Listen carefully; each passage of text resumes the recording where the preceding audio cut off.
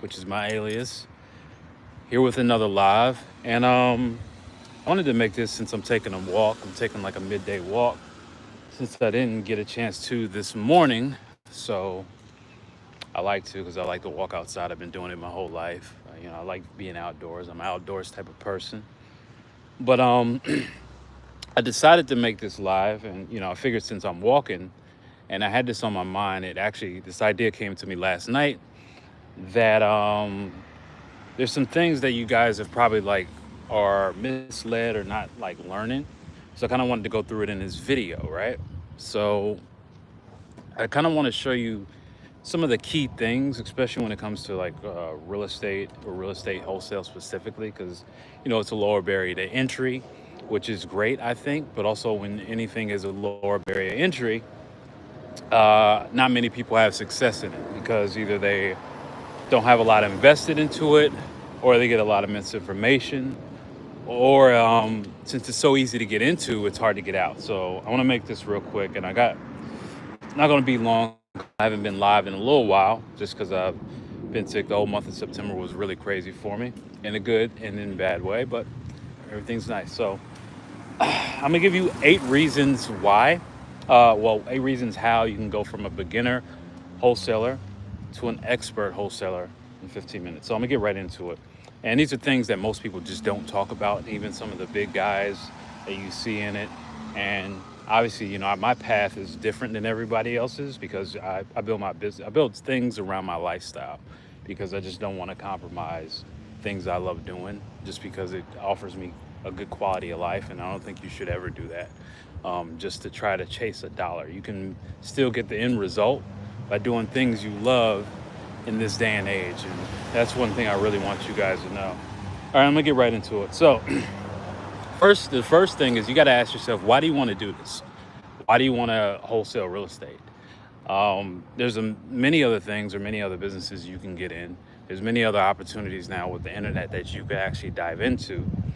So you should really ask yourself, like, why do you want to do this? Is it because you've been taught that real estate is a vehicle to wealth? Is it because you've seen people posting big checks online, or people telling you about real estate? You should get into it. Rush, rush, rush. Why? Most people don't ask themselves. Obviously, the number one reason people get into it is because of money. That's an obvious. But outside of money, what is your ultimate goal? Like, usually money isn't a goal. It's usually the tool that you use to get to your destination, right? Money is a destination. Money is a tool to get to your destination. And you'll realize this after you make whatever this threshold, that amount that you want to hit for the first time. You realize, oh, it's cool. What next? But why are you actually doing it? So that's the number one question you need to ask yourself before you hop into wholesale real estate. What is your end goal? Why are you doing this? Is it just strictly for money? It's not just strictly for money. The money is a byproduct of something that you actually want. So really, truly ask yourself why you want to do that when you get into it. So number 2, you have to learn patience. One thing I learned my first 2 years, I was extremely humbled doing real estate, extremely humbled. And I was a cocky somebody, but doing real estate taught me how to be very patient, and taught me how to be humble also too. I thought I knew what I was doing. I was good at it. I was hitting a few first deals, and I took some, massive L's, 5-figure L's. And one thing I've learned about real estate, and one thing I never had, was patience. It taught me how to be patient. It taught me how to really cast a wide net, and it taught me how to think things through. You have to have patience in the real estate game. Yes, you can make money really fast, but the way you really actually want to grow this business, it takes patience. And we live in a fast-paced world of instant gratification. Yes, you can probably wholesale your first property in 30 days. Is it most likely? Probably not. But you got to look at it this way: 3 to 6 months, you could be in a whole completely different position because of that. This game will teach you patience. So you need to learn how to be patient, right? All right. And that's every expert as a wholesaler, they understand this. Even if they're doing multiple deals per month, they understand it's patience. That deal that's going through, they probably were working on it 2 or 3 months ago or something like that, right? Number 3 is you need to play to your strengths. And I don't see a lot of people who are in real estate say this.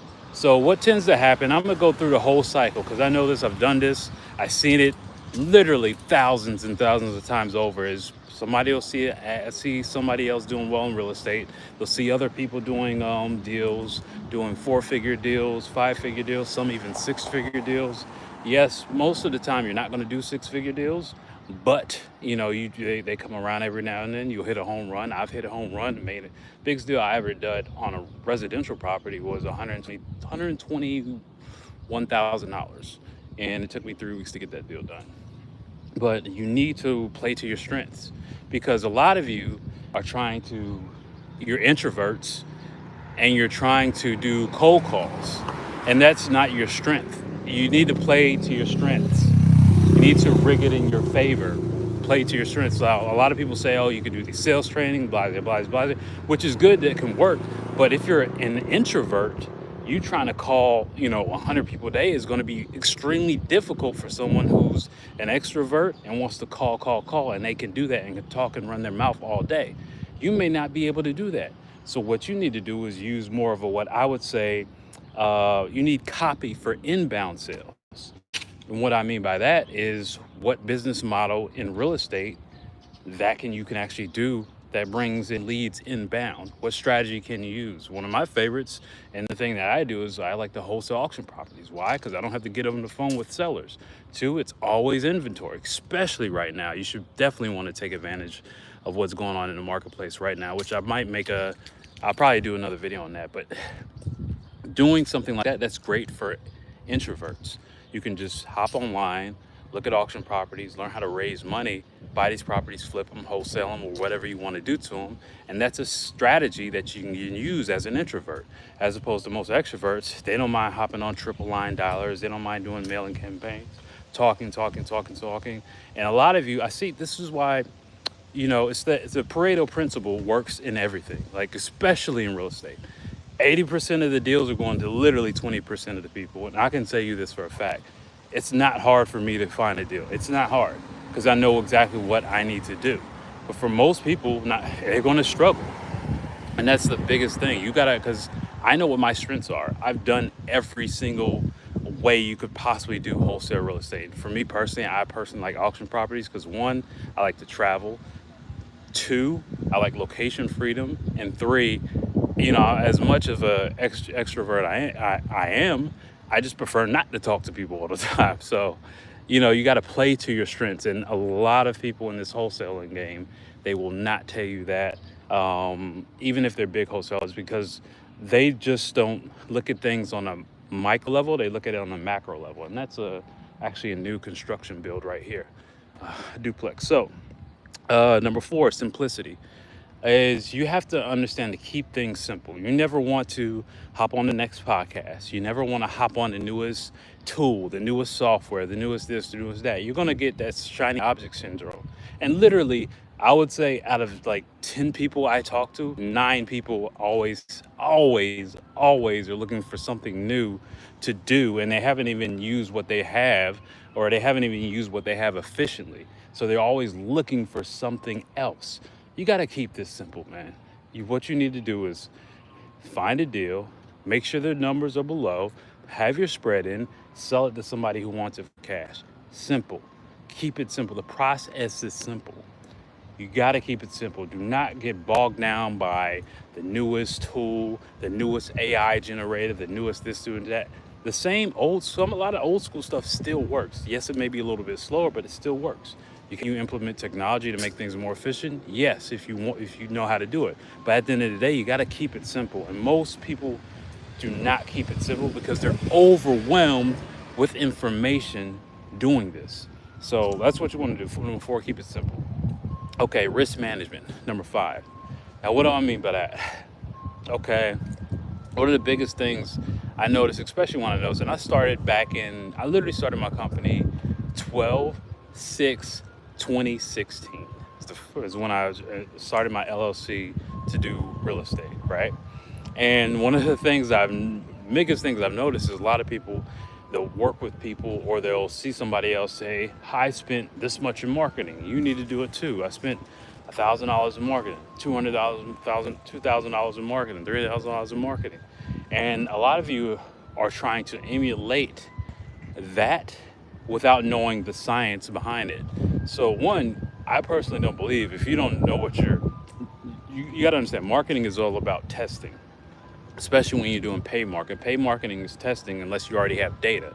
What experts have, or people who've been doing it a while, they have data. You don't have data. So they can say that, and yes, they'll get those results.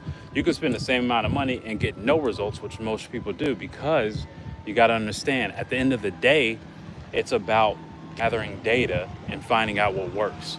So you can blow through $1,000 budget. You could blow through a $2,000 budget or $500 budget or max out a credit card, because a lot of you are seeing someone else's success because they're doing it over and over again, and you think you can emulate that just by paying and thinking you know what they're doing, and you have no clue what they're doing on the back end. So you have to manage your risk. I don't think, my personal opinion, this is what I'll say. If you're starting out in wholesaling and you have no pathway, you have no clear plan, you should not be spending any money on marketing. This is what I believe. You should not be spending any money in marketing, which is another reason why I do love wholesale and auction properties, because I don't need to spend money on marketing. The properties are right there. I just need to be an expert at running numbers and raising capital, right? So you got to learn risk management. Not many people tell you about that. I can't tell you how many people I've seen lose money, so much money, take their whole paychecks, try to pump it into marketing things, and it just doesn't work. And I've seen it so many times, like so many times. And when I tell you so many times, I'm not talking about 10 or 20 times. I'm talking about tens of thousands of times. I've dealt with a lot of people in these past almost 8 years now. So I've seen it all 10 times over, and that's why I can speak about this and know what works, right? So, so that is number 5, risk management. You got to manage your risks. You shouldn't spend money in marketing if you don't know what you're doing, right? Number 6, you shouldn't scale fast.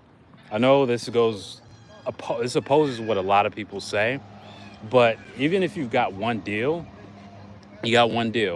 try to redo that again and again before you put fuel to the fire, because you could have gotten lucky. 1, yes, it could have worked. 2, but you don't really know exactly what you did, especially if this is your first time making money outside of a job or outside of a W-2. You don't know what you're doing, and you don't have a coach or don't have anybody that's guiding you. You don't know what the hell you're doing. And I'm telling you this simply because I see this over and over again. You think you get a deal and you can't get another one. At one point I was doing like a lot of one-on-one coaching. I don't do it anymore just because I don't have the time.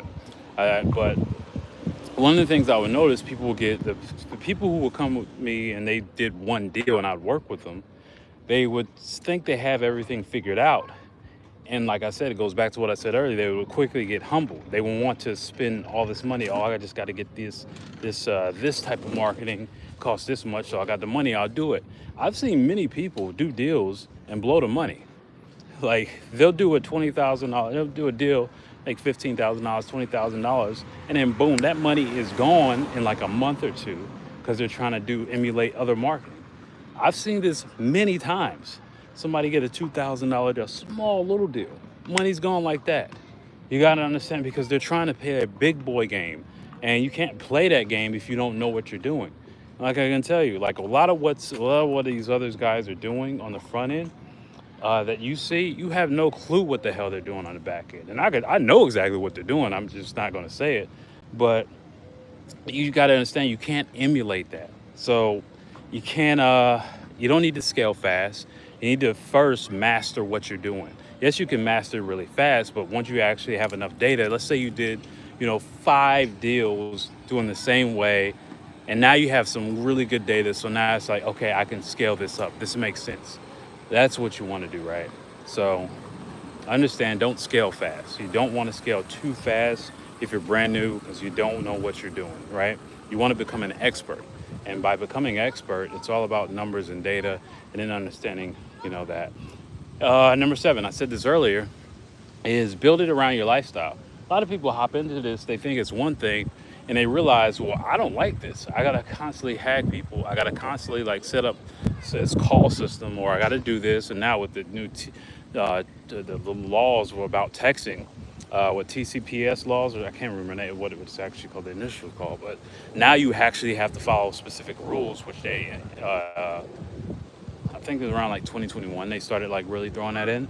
So a lot of people, they just don't know. They're like, okay, I don't really like this. I don't really want to sit on the phone all day. I don't really want to hop in, 20, 30, 40 Facebook groups because I don't have a business model. Um, I don't really want to keep running from house to house, which you don't need to do that anymore. I don't really want to do it. They're building a business they don't like. They're building a hustle or a business they don't like. And trust me, I've done it before. I built stuff I've hated and I've walked away from it. And this is cold turkey. I've walked away from it. Like, I'm done, and I'll just walk away. And one thing I emphasize, and this is what I was saying earlier, is you want to play to your strengths. Because when you play to your strengths, you're actually going to like what you're building more often than not. A lot of people build things they don't like. There are some people who love that type of hustle. They love doing the grind of wholesaling. I particularly don't. I think it has a short window, and you need to build a business model around that so it can operate. But it still needs that human touch. It's not for everybody. That particular traditional business model is what I'm speaking. Me, I like auctions. I can sit home or I could be somewhere else. I was just in Brazil, Paris, and also Lima, Peru for a whole month. And I can operate anywhere in the world and still do what I need to do. That's what I like. That's why I like auctions, specifically wholesaling auctions, right? So you want to build around your lifestyle. That's very, very important. For one, your mental and your health, because you don't want to build a jail that you're sitting in, right? Number 8 is kind of like knowing what game you're playing. I kind of alluded to this earlier. It's like, just because you see someone else and what they're doing, you don't know their entire business model. You don't know what they have on the back end. You don't know how their systems, their processes. You don't even know if they're actually just finessing stuff and cooking and just faking it. Not even just faking it. Maybe they have a plug that you can't get access to. For instance, like, I'll take a good company like Tesla. Most of you guys don't know, majority of their business is government contracts. Without those government contracts, that business would basically be underwater. It wouldn't be valued as high, and it probably will go out of business in a couple of years. But most people don't look at the back end or the details.